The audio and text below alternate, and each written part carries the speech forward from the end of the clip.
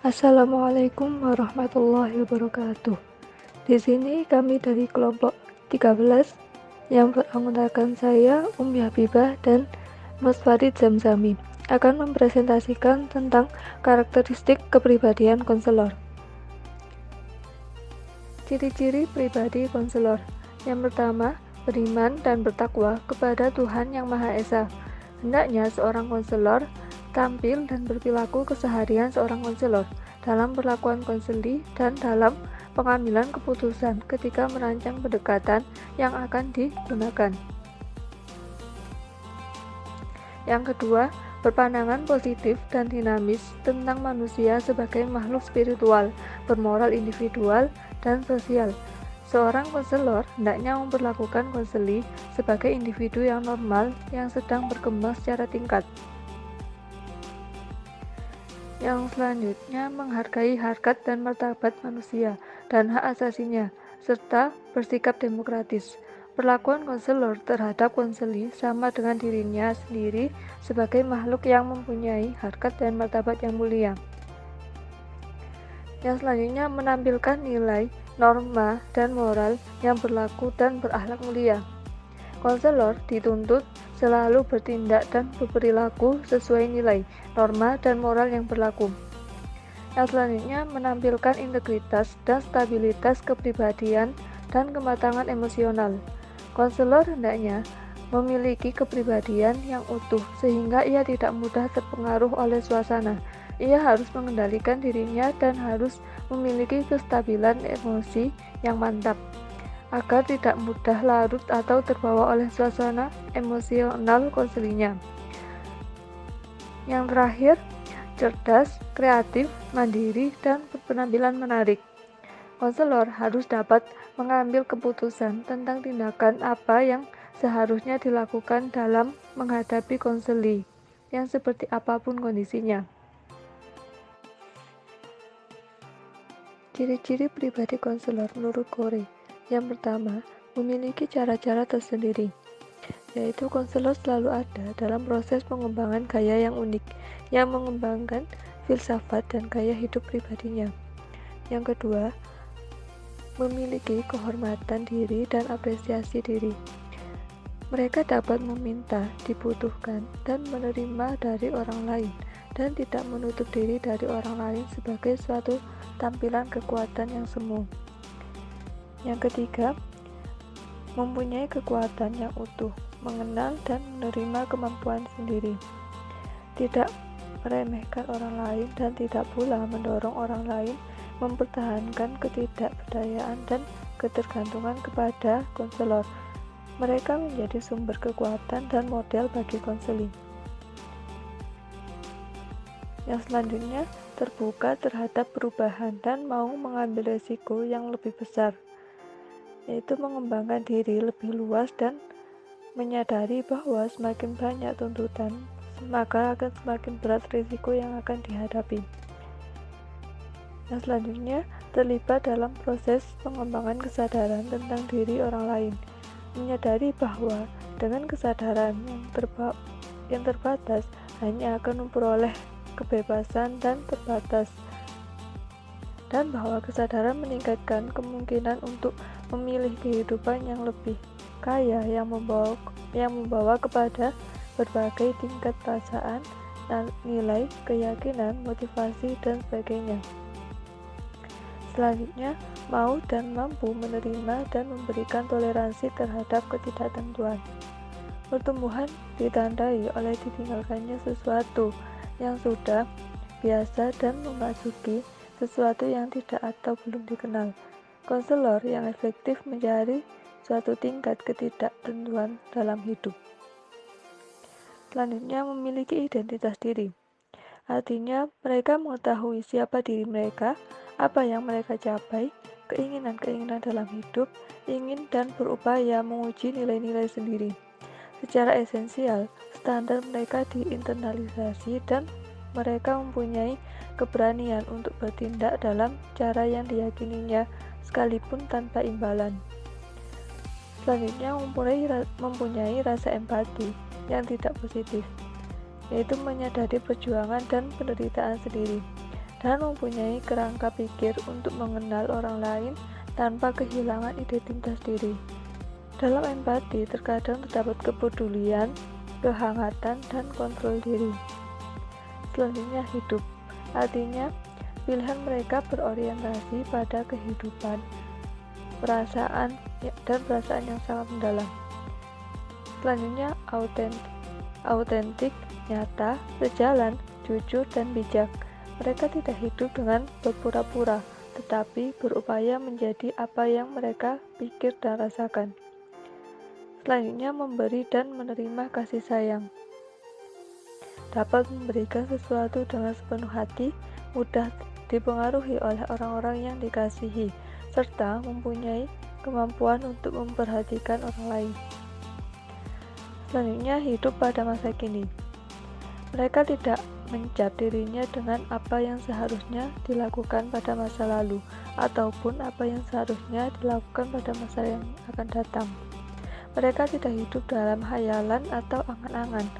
Oleh karena itu, mereka dapat menjalani masa kini, hidup pada masa kini, dan berada pada orang pada masa kini. Selanjutnya, dapat berbuat salah dan mengakui kesalahan. Mereka belajar dari kesalahan, tidak gampang melupakan kesalahan, tetapi tersiksa oleh kesalahan-kesalahan tersebut. Dan yang terakhir, dapat terlibat secara mendalam dalam pekerjaan-pekerjaan dan kegiatan-kegiatan kreatif, menyerap makna yang kaya dalam hidup melalui kegiatan-kegiatan. Kompetensi pribadi konselor. Pribadi konselor merupakan instrumen yang menentukan bagi adanya hasil yang positif dalam proses konseling. Kondisi ini akan didukung oleh keterampilan konselor mewujudkan sikap dasar dalam berkomunikasi dengan konselingnya. Pemanduan secara harmonis dua instrumen ini, pribadi dan keterampilan, akan memperbesar peluang keberhasilan konselor. Melaksanakan peranan profesional yang unik sebagaimana adanya tuntutan profesi. Konselor harus memiliki pribadi yang berbeda dengan pribadi-pribadi yang bertugas dan bersifat membantu lainnya. Konselor dituntut untuk memiliki pribadi yang mampu menunjang keefektifan konseling.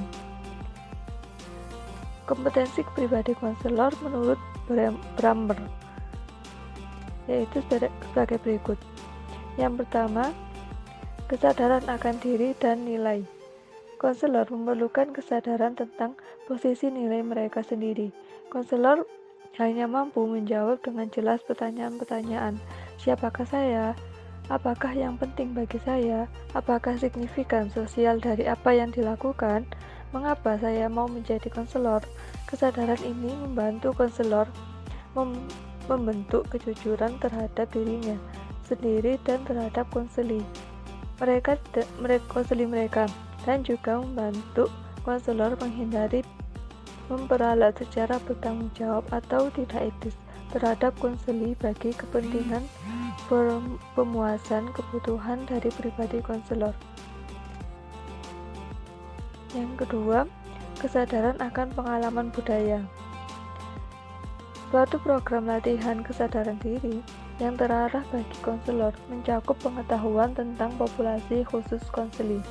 Misal, jika seseorang telah menjalin hubungan dengan konseli dalam masyarakat suku lain dengan latar belakang yang sangat berbeda, konselor dituntut mengetahui lebih banyak lagi tentang perbedaan konselor dan konseli, karena hal tersebut merupakan hal yang sangat penting bagi hubungan helping yang efektif. Konselor profesional hendaknya mempelajari ciri-ciri khas budaya dan kebiasaan tiap kelompok konseling mereka. Selanjutnya, kemampuan untuk menganalisis kemampuan konselor sendiri. Observasi terhadap konselor spesialis menunjukkan bahwa mereka perlu berkepala dingin, terlepas dari perasaan-perasaan pribadi mereka sendiri. Selain adanya persyaratan bagi konselor efektif, konselor juga harus mempunyai kesadaran dan mengontrol perasaannya sendiri guna menghindari proyeksi kebutuhan.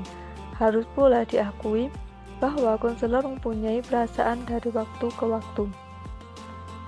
Selanjutnya, kemampuan melayani sebagai teladan dan pemimpin atau orang yang berpengaruh. Kemampuan ini penting, terutama dengan kredibilitas konselor di mata konselingnya. Konselor sebagai teladan atau model dalam kehidupan sehari-hari adalah sangat perlu. Konselor harus tampak beradab, matang, dan efektif dalam kehidupan sehari-hari. Kemampuan konselor sebagai pemimpin atau sebagai teladan sangat diperlukan dalam proses konseling. Selanjutnya, pribadi altruisme. Pribadi altruis ditandai dengan kesediaan untuk berkorban waktu, tenaga, dan mungkin materi untuk kepentingan, kebahagiaan, atau kesenangan orang lain atau kesenangan konseling. Konselor merasakan kepuasan tersendiri manakala dapat berperan membantu orang lain daripada diri sendiri. Selanjutnya, penghayatan etik yang kuat. Rasa etik konselor menunjukkan rasa aman konseling dengan ekspektasi masyarakat. Konselor profesional memiliki kode etik untuk dihayati dan dipakai dalam menumbuhkan kepercayaan pengguna jasa layanan konseling. Dan yang terakhir, tanggung jawab. Tanggung jawab konselor dalam hal ini khusus berkenaan dengan konteks bantuan khusus yang diberikan kepada konselingnya. Salah satu tempat penerapan tanggung jawab konselor adalah dalam menangani kasus di luar bidang kemampuan atau kompetensi mereka. Konselor menyadari keterbatasan mereka, sehingga tidak merencanakan hasil atau tujuan yang tidak realistik.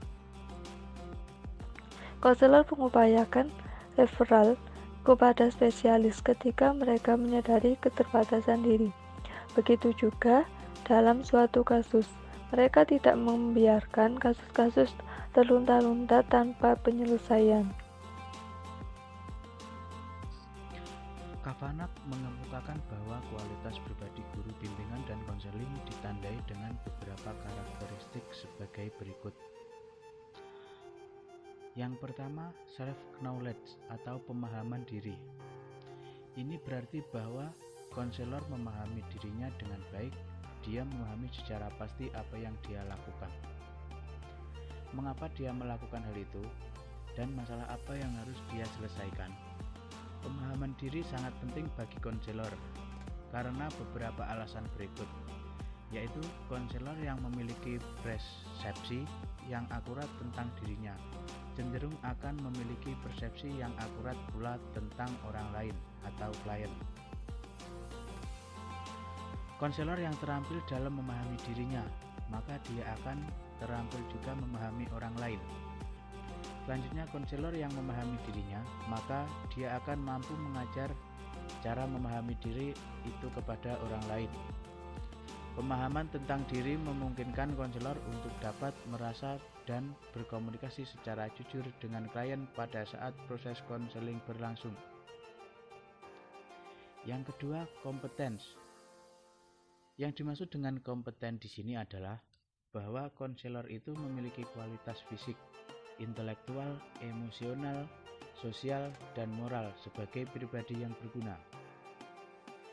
Kompetensi sangatlah penting bagi konselor, sebab klien yang dikonseling akan belajar dan mengembangkan kompetensi-kompetensi yang diperlukan untuk mencapai kehidupan yang efektif dan bahagia. Dalam hal ini, konselor berperan untuk mengajar kompetensi-kompetensi tersebut kepada klien. Suatu hal penting yang membedakan hubungan persahabatan dengan hubungan konseling adalah kompetensi yang dimiliki konselor. Konselor yang efektif adalah yang memiliki A. Pengetahuan akademik, B. Kualitas pribadi, dan C. Keterampilan konseling. Kemudian yang ketiga, good psychological health atau kesehatan psikologis yang baik. Konselor dituntut untuk memiliki kesehatan psikologis yang lebih baik dari kliennya. Hal ini penting karena mendasari pemahamannya terhadap perilaku dan keterampilan. Ketika konselor memahami bahwa kesehatan psikologis yang dikembangkan melalui konseling, maka dia membangun proses konseling tersebut secara lebih positif. Apabila konselor tidak mendasarkan konseling tersebut kepada pengembangan kesehatan psikologis, maka dia akan mengalami kebingungan dalam menetapkan arah konseling yang ditempuhnya. Kesehatan psikologis konselor yang baik sangat berguna bagi hubungan konseling, karena apabila konselor kurang sehat psikisnya, maka dia akan teracuni atau terkontaminasi oleh kebutuhan-kebutuhan sendiri, persepsi yang subjektif, nilai-nilai yang keliru, dan kebingungan. Keempat, trustworthiness atau dapat dipercaya. Kualitas ini berarti bahwa konselor itu tidak menjadi ancaman atau penyebab kecemasan bagi klien. Kualitas konselor yang dapat dipercaya sangat penting dalam konseling karena beberapa alasan, yaitu sebagai berikut. 1. Esensi tujuan konseling adalah mendorong klien untuk mengemukakan masalah dirinya yang paling dalam. Dalam hal ini, klien harus merasa bahwa konselor itu dapat memahami dan mau menerima curahan hatinya dengan tanpa penolakan. Jika klien tidak memiliki rasa percaya ini, maka rasa frustasilah yang menjadi hasil konseling. Kedua, klien dalam konseling perlu mempercayai karakter dan motivasi konselor. Artinya, klien percaya bahwa konselor mempunyai motivasi untuk membantunya. 3. Apabila klien dapat penerimaan dan kepercayaan dari konselor, maka akan berkembang dalam dirinya sikap percaya terhadap dirinya sendiri. Honesty. Yang dimaksud jujur di sini adalah bahwa konselor itu bersikap transparan atau terbuka, autentik, dan asli. Sikap jujur ini penting. Sikap keterbukaan memungkinkan konselor dan klien untuk menjalin hubungan psikologis yang lebih dekat satu sama lainnya di dalam proses konseling. Konselor yang menutup atau menyembunyikan bagian-bagian dirinya terhadap klien dapat menghalangi terjadinya relasi yang lebih dekat. Kedekatan hubungan psikologis sangat penting dalam konseling, sebab dapat menimbulkan hubungan yang langsung dan terbuka antara konselor dengan klien. Apabila terjadi ketertutupan dalam konseling, dapat menyebabkan merintangi perkembangan klien.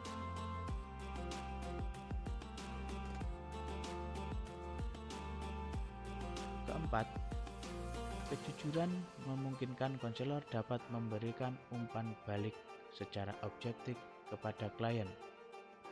Selanjutnya, bram atau bersikap hangat. Yang dimaksud bersikap hangat itu adalah ramah, penuh perhatian, dan memberikan kasih sayang. Klien yang datang meminta bantuan konselor pada umumnya yang kurang mengalami kehangatan dalam hidupnya, sehingga dia kehilangan kemampuan untuk bersikap ramah, memberikan perhatian, dan kasih sayang. Melalui konseling, klien ingin mendapatkan rasa hangat tersebut dan melakukan sharing dengan konselor. Selanjutnya, activist responsiveness atau pendengar yang aktif.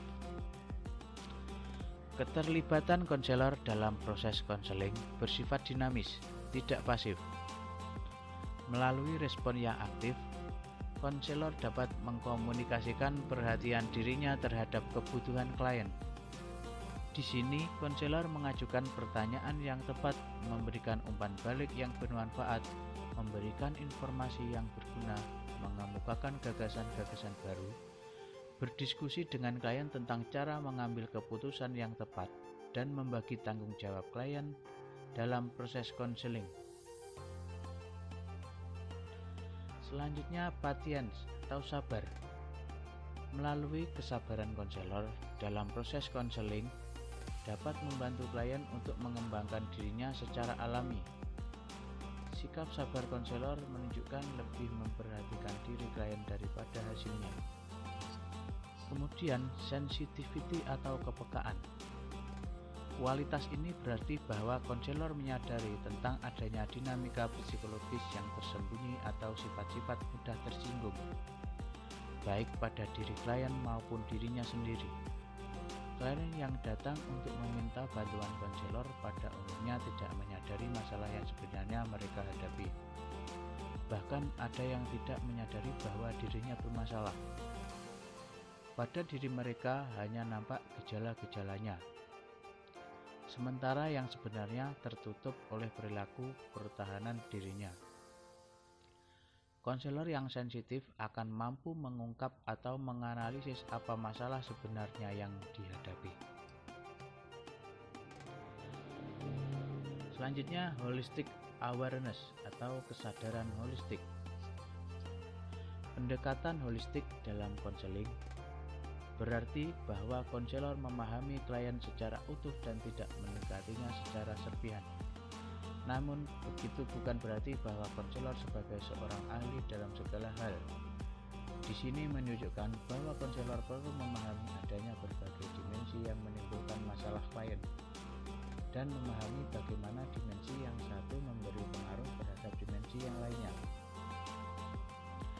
Dimensi-dimensi itu meliputi fisik, intelektual, emosi, sosial, seksual, dan moral spiritual. Sosok utuh kompetensi konselor mencakup kompetensi akademik dan profesional sebagai satu keutuhan. Kompetensi akademik merupakan landasan ilmiah dari giat pelaksanaan pelayanan profesional, bimbingan, dan konseling. Asosiasi Bimbingan dan Konseling Indonesia atau yang disingkat dengan ABKIN telah menerbitkan Standar Kompetensi Konselor Indonesia atau SKKI yang diperkuatnya dengan terbitnya Peraturan Menteri Pendidikan Nasional Nomor 27 Tahun 2008 tentang standar kualitas akademik dan standar profesional konselor dalam aspek kompetensi kepribadian mencakup A. Menampilkan perilaku membantu berdasarkan keimanan dan ketakwaan kepada Tuhan Yang Maha Esa. B. Mengkomunikasikan secara verbal dan atau nonverbal minat yang tulus dalam membantu orang lain. C. Menunjukkan sifat hangat dan penuh perhatian terhadap konseli. D. Secara verbal dan nonverbal mampu mengkomunikasikan rasa hormat konselor terhadap konseli sebagai pribadi yang berguna dan bertanggung jawab. E. Mengkomunikasikan harapan, mengekspresikan keyakinan bahwa konseli memiliki kapasitas untuk memecahkan problem, menata dan mengatur hidup dan berkembang. F. Menunjukkan sikap empati dan atribusi secara tepat. G. Menunjukkan integritas dan stabilitas kepribadian serta kontrol diri yang baik. A. Menunjukkan berpikir positif. Faktor-faktor yang mempengaruhi kualitas pribadi guru bimbingan dan konseling. Menjadi konselor yang baik yaitu konselor yang efektif, perlu mengenal diri sendiri, mengenal konseli, memahami maksud dan tujuan konseling, serta menguasai proses konseling. Membangun hubungan konseling atau counseling relationship sangat penting dan menentukan dalam melakukan konseling. Seorang konselor tidak dapat membangun hubungan konseling jika tidak mengenal diri maupun konseli, tidak memahami maksud dan tujuan konseling, serta tidak menguasai proses konseling.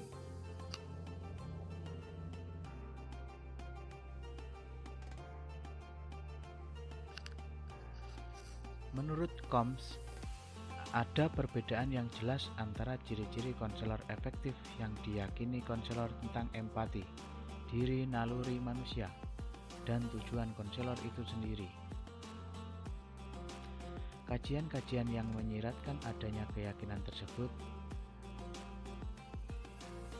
berkaitan erat dengan kesuksesan untuk menjadi konselor yang efektif, terutama dalam kesediaan konselor dalam menggunakan kepribadiannya dalam melakukan konseling. Perlu disadari bahwa perkembangan diri konselor sebagai pribadi berkaitan erat dengan keefektifan dalam membantu konseli yang dapat dimaknai bahwa pribadi dan profesional merupakan satu kesatuan yang erat. Kepercayaan atau belief, nilai atau value, dan karakteristik pribadi konselor akan mempengaruhi terhadap pengembangan konseli di masa depan. Kepercayaan ini adalah perasaan tentang sesuatu yang dianggap nyata dan benar. Sebagian besar yang menjadi dasar dan pusat kepercayaan konselor adalah bahwa konselor memiliki nilai-nilai tinggi serta mempunyai karakter. Karakter sering dihubungkan dengan integritas, yang dalam pengertian sehari-hari merupakan satunya kata dengan perbuatan, atau tidak munafik. Karakter adalah kualitas manusia yang berkaitan dengan etika moral, kejujuran dan keberanian, atau untuk mengatakan tidak terhadap hal yang dapat merusak integritas pribadi. Karakter ini merupakan kualitas manusia yang dapat dikembangkan sepanjang hidupnya. Konselor yang memiliki kualitas kongruen, yaitu seorang konselor yang dalam perilaku hidupnya menunjukkan sebagai dirinya sendiri yang asli, utuh, dan menyeluruh, baik dalam kehidupan pribadinya maupun dalam kehidupan profesionalnya. Konselor tidak pura-pura atau memakai kedok untuk menyembunyikan keaslian dirinya. Konselor memiliki kualitas empati, dapat merasakan pikiran dan perasaan orang lain, dan ada rasa kebersamaan dengan konseli. Konselor memahami jalur jalan dan liku-liku yang dilalui konseli dan bersimpati padanya. Berjalan bersama dengannya sebagai teman sejalan.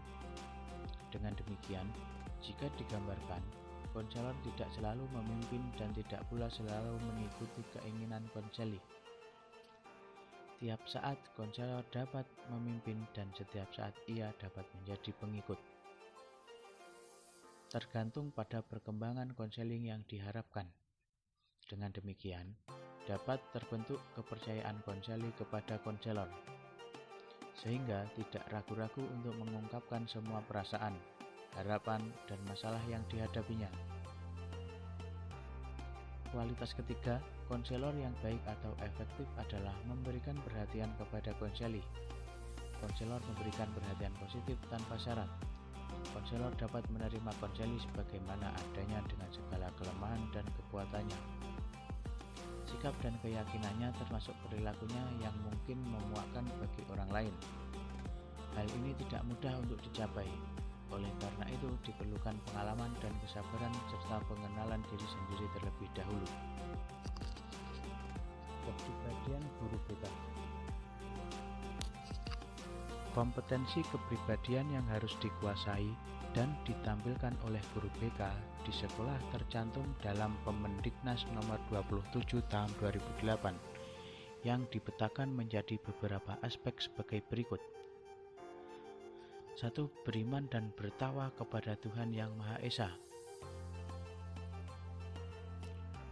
Yang harus dimiliki guru BK yaitu menampilkan kepribadian yang beriman dan bertakwa kepada Tuhan Yang Maha Esa, konsisten dalam menjalankan kehidupan beragama dan toleran terhadap pemeluk agama lain, dan berakhlak mulia dan berbudi pekerti luhur.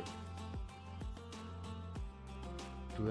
Menghargai dan menjunjung tinggi nilai-nilai kemanusiaan, individualitas dan kebebasan memilih. Kompetensi kepribadian menghargai dan menjunjung tinggi nilai-nilai kemanusiaan, individualitas dan kebebasan memilih yang harus dimiliki guru BK, yaitu mengaplikasikan pandangan positif dan dinamis tentang manusia sebagai makhluk spiritual, bermoral, sosial, individual, dan berpotensi. Menghargai dan mengembangkan potensi positif individu pada umumnya dan konseli pada khususnya. Peduli terhadap kemaslahatan manusia pada umumnya dan konseli pada khususnya. Menjunjung tinggi harkat dan martabat manusia sesuai dengan hak asasinya. Toleran terhadap permasalahan konseli serta bersikap demokratis. Yang ketiga, menunjukkan integritas dan stabilitas kepribadian yang kuat. Kompetensi kepribadian menunjukkan integritas dan stabilitas kepribadian yang kuat yang harus dimiliki guru BK, yaitu menampilkan kepribadian dan perilaku yang terpuji, seperti berwibawa, jujur, sabar, ramah, dan konsisten. Menampilkan emosi yang stabil, peka terhadap dan bersikap empati, dan menghormati keragaman dan perubahan, serta toleransi tinggi terhadap konseli yang menghadapi stres dan frustasi. Yang keempat, menampilkan kinerja yang berkualitas tinggi. Kompetensi kepribadian menampilkan kinerja yang berkualitas tinggi yang harus dimiliki guru BK, yaitu menampilkan tindakan yang cerdas, kreatif, inovatif, dan produktif, bersemangat, disiplin, dan mandiri, berpenampilan menarik dan menyenangkan, serta berkomunikasi secara efektif. Sekian presentasi dari kelompok kami. Apabila ada salah kata, mohon dimaafkan. Wabillahi taufiq wal hidayah. Wassalamualaikum warahmatullahi wabarakatuh.